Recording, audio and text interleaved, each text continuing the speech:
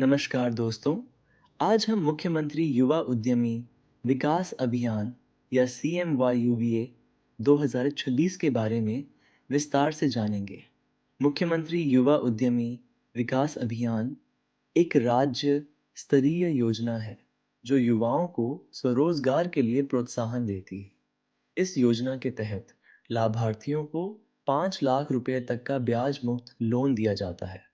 योजना में बिना गारंटी और न्यूनतम बैंकिंग बाधाओं के स्वरोजगार का अवसर मिलता है।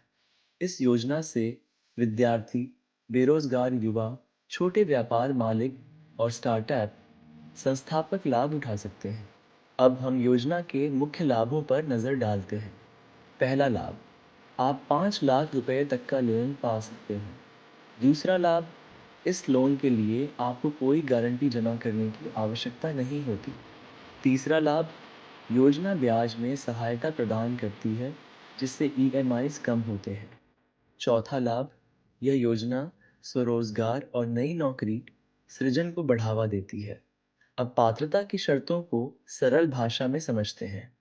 पहला मानदंड, आवेदक उत्तर प्रदेश का निवासी होना चाहिए।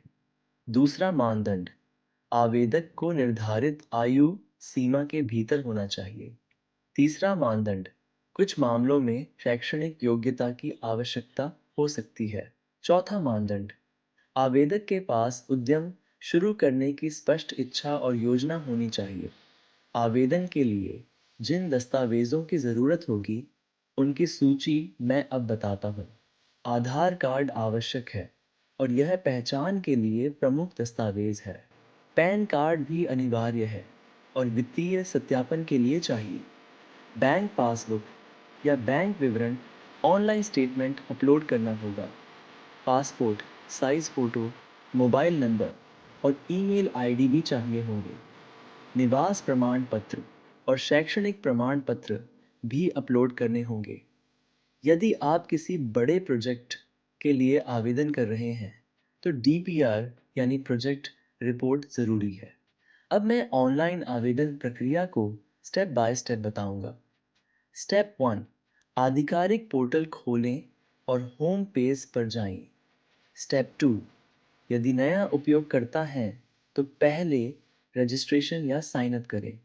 स्टेप 3, मोबाइल पर आए OTP को सत्यापित करें ताकि अकाउंट सुरक्षित हो।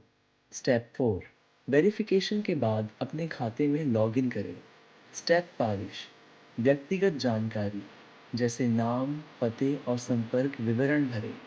स्टेप 6, अपने व्यवसाय से जुड़ी जानकारी जैसे प्रकार, लागत और अनुमानित लाभ भरें।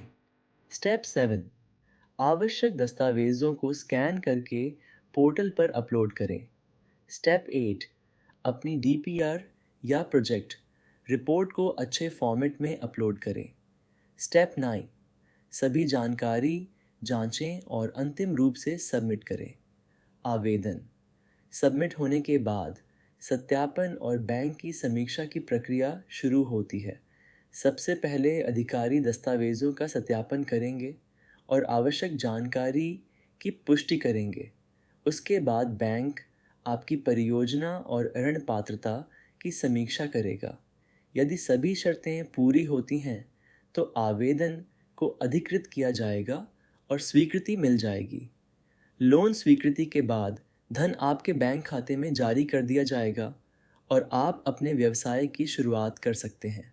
अब मैं आवेदन करते समय होने वाली 5 बड़ी गलतियों के बारे में बताऊंगा। पहली गलती, गलत मोबाइल नंबर देना जिससे OTP नहीं मिल पाता। दूसरी गलती, बैंक विवरण में गलतियां भरना जिनसे फंड ट्रांसफ़र विफल हो सकता है। तीसरी गलती, दस्तावेज़ अधूरे या अस्पष्ट अपलोड करना। चौथी गलती, प्रोजेक्ट रिपोर्ट कमज़ोर या अनवास्तविक लगना।